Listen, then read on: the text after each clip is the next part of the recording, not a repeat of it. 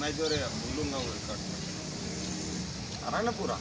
हाँ, अभी वो दिखना भी चाहिए, मैं आ रहा हूँ ना। नमो बुद्धाय, जय भीम। मैं बड़ौदा से रविंद्र गाड़े।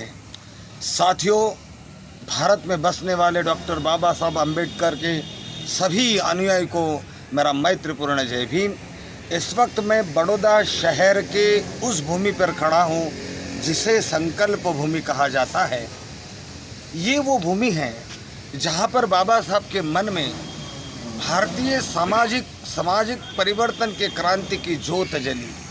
इसलिए इस भूमि को सामाजिक परिवर्तन की क्रांति ज्योति संकल्प भूमि भी कहा जाता है, क्योंकि यही वो स्थान है जहाँ डॉक्टर बाबा साहब अम्बेडकर का अपमान हुआ और उन्होंने संकल्प किया कि यदि मैं इतना पढ़ा लिखा हूँ, उसके बावजूद भी जातियों के कारण मेरा इतना अपमान हो रहा है, तो मेरा समाज तो पूरा अनपढ़ है, मेरे समाज की क्या दशा होगी।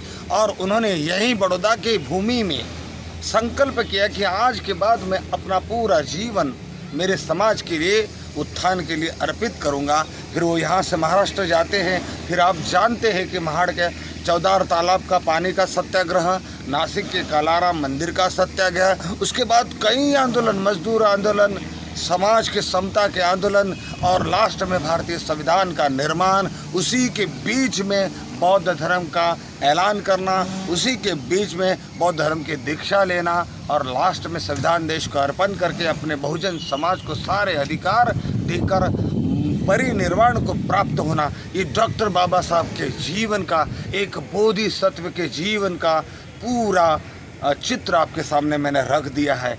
तो ये वो भूमि है जहाँ से भारत में जितने भी स्मारक हैं, जैसे कि भारत का पहला स्मारक जहाँ डॉक्टर बाबा साहब अम्बेडकर का जन्म हुआ वो महू मध्य प्रदेश। दूसरा स्मारक जहाँ पर डॉक्टर बाबा साहब अम्बेडकर ने बौद्ध धर्म की दीक्षा ली।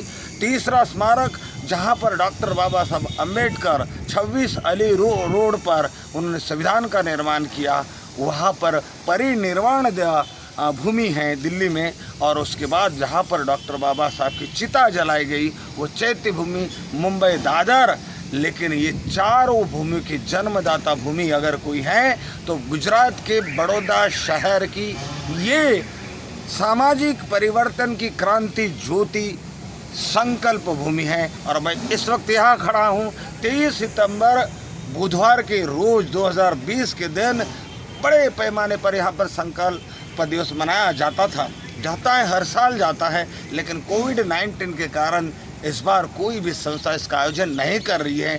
लेकिन हम जानते हैं कि डॉक्टर बाबा साहब अम्बेडकर के अनुयायी स्वयंभू इस भूमि पर आकर अपने मुक्तिदाता को श्रद्धांजलि अर्पित करने के लिए आतुर है। यही कहते हुए नमो बुद्धाय, जय भीम।